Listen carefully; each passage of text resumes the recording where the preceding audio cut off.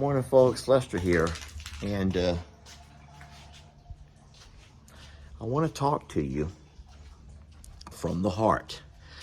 And when I say I want to talk to you from the heart, I want you to try to imagine the last time that you had a talk with somebody and they weren't really in the conversation. I mean, they may have been there, but their mind was somewhere else. They were either on their cell phone or just kind of like watching TV. Those are not real conversations, and I need to talk to you real today. We need to have real talk. Guys, I also want you to know that a lot of what has made us successful is our honesty and our transparency in stating the good, the bad, and the ugly. And so this video is not going to be one that's going to... I'm sorry, little goat is screaming around the side of the house. Can I just go check on her real fast? We have some stuff to talk about, y'all. We are, in fact, in troubled waters. Sweetie.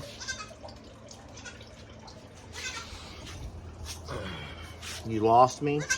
Come here. Daddy's here. I'm not going to leave you, okay? I promise. I'm not leaving you.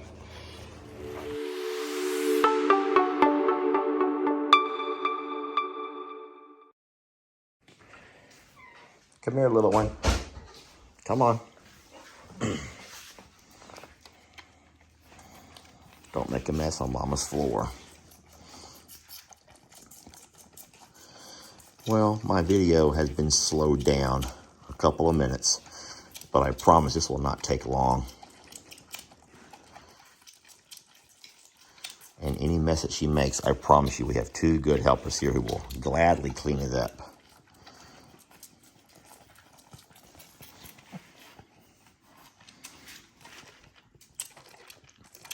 I love her, Starla.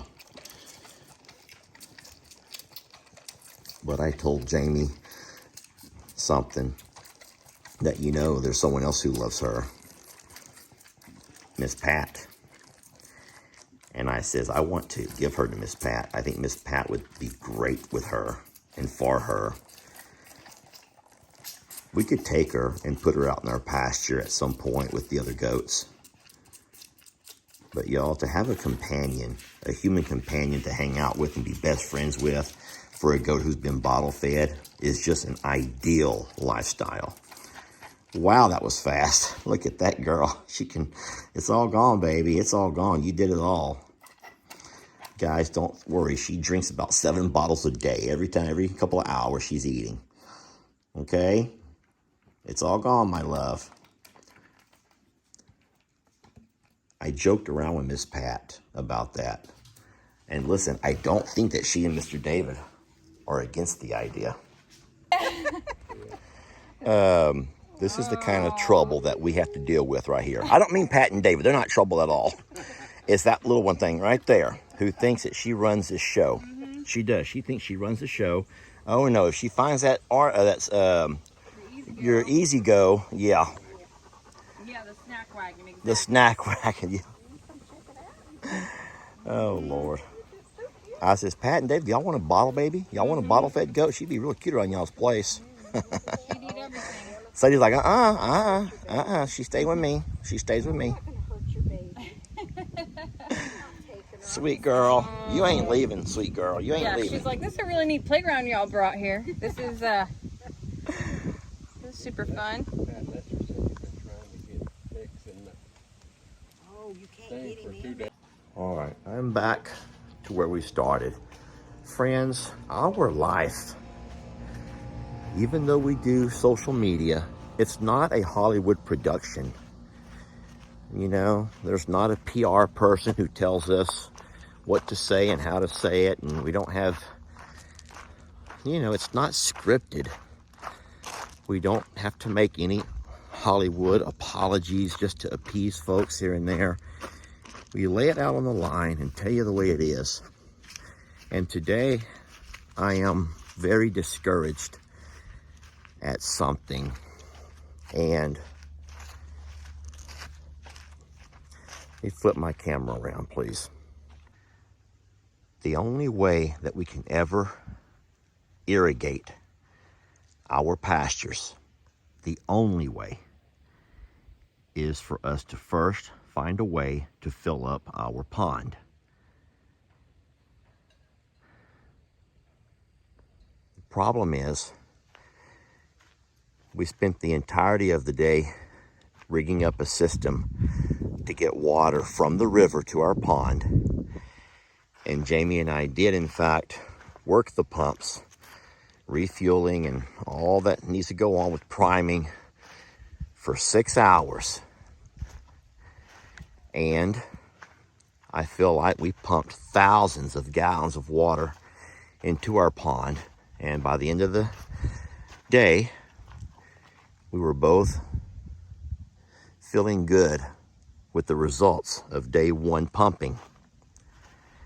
But I came out this morning and realized right away that we have less water today than what we had when we went to bed last night. You can see the water line around the edge of the water that goes up 6 inches and has dropped overnight. You can see it here also. And I told Jamie, I just don't know how that's possible. How can you ever fill a pond when after that many hours of pumping, and guys, I don't even want to tell you how much fuel we went through, the amount of fuel we went through, when in fact, the next day you find you have less water than when you started. Jamie put a stake in the ground when we first got water to flow up the hill. And I want to show you that stake over here. Let me get a little bit closer. I can zoom into it. But you can see that the stake is where we started. That's where the water line was at, the original pond water line when we first started. And it has receded that far back into the pond since we stopped pumping. And I know that the comments are going to say that it's because the ground is so dry, it's absorbing the water. Well, maybe so. But how do you ever fill a pond? How do you ever fill the pond if at every inch you put, it's going to absorb 2 inches away? This is one of, I will just call this a major setback. A major setback. You already know that we burnt one pump up yesterday by trying to ask it to do too much. So now my concern is, do we, I don't know what I'm asking you. But I'm just so darn discouraged. I'll just call it discouraged.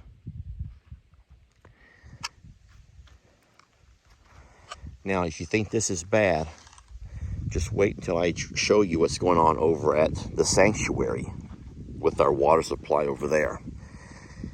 We'll have to take a drive over. I'll be leaving here in a few minutes, and I hope that you guys will join me, because this is bad. But what's going on at I'm a Survivor, where we have the majority of our animals, is a whole lot worse.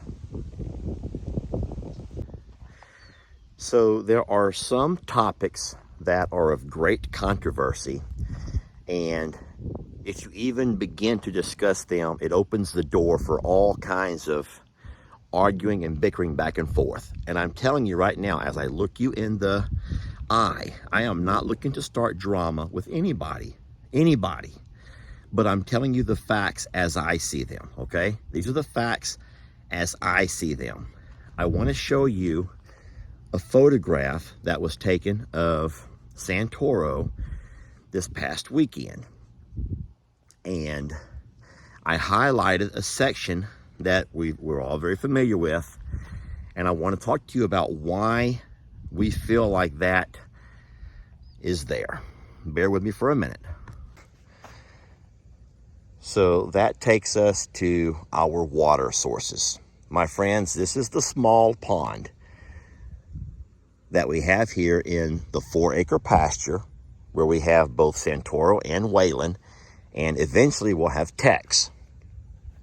Now, the reason they're here is because, one, they're still stuff to eat.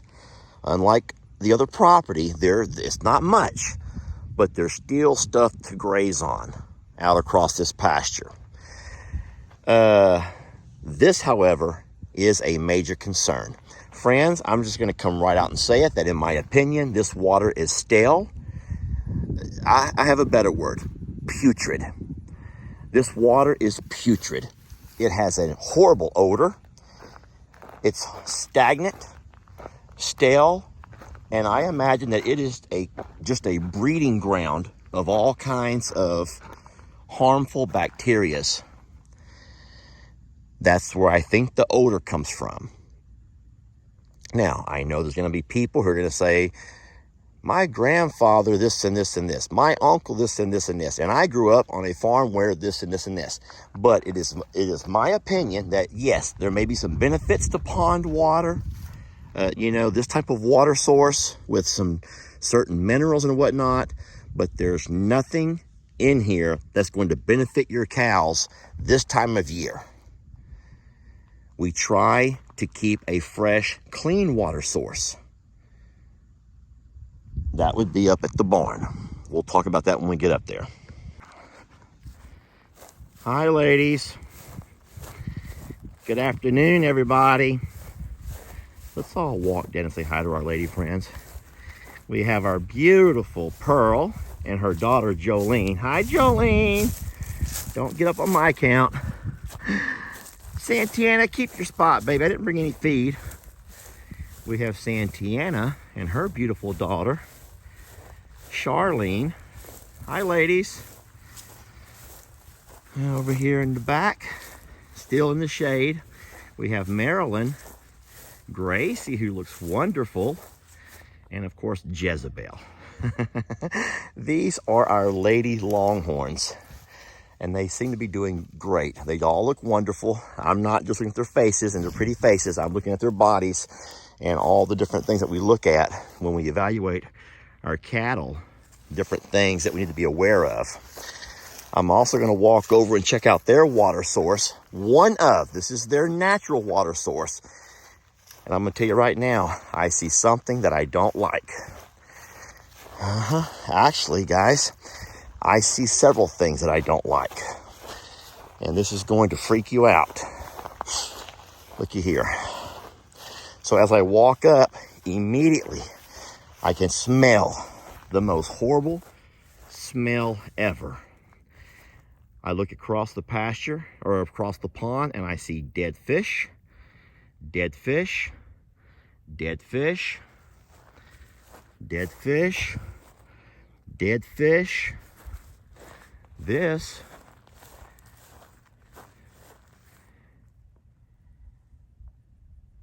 That's an alligator. That's an alligator. That right there is the snout and the little eyes of an alligator. Okay, so, but I think he may also be dead. I can't see that he's moving. Shoo! And there's flies on his nose. Okay, I think that, guys, listen to me. That's not a concern right now. We'll get to that. Here is a fish out of water. And if that is not a gosh darn piranha, that's a gosh darn piranha. Not really. But listen to me. Why are our fish dying? Why would our fish be dying? Answer me that. I'll tell you why. It's because the water is too hot. There's not enough oxygen. Oh my Lord, looky there. There's another one. Every type of fish, the smell is horrible. Friends, I hope you understand what I'm trying to tell you. And I'm trying to illustrate the reason why I think it's so important to have a fresh water supply. And so you have to stop giving me such a hard time when I become so insistent on the fact that, never mind. All right, so it is of the utmost importance now, this time of year more than ever, that we keep a fresh and clean water supply going for our cows. And we're looking good here. And we have an alternative one over on this side, a smaller one that the ducks and chickens can't get into. Hey, son. I want to show you what we got going over on the other side here. Give me 1 second. So I think this is kind of neat and kind of ridiculous, to be honest. So we're having a problem with the ducks mostly, even the chickens jumping up to use this water. I need a little, you know what? I can handle one of you. I cannot handle the two of you. Now settle it down. So I've had quite the problem with the animal.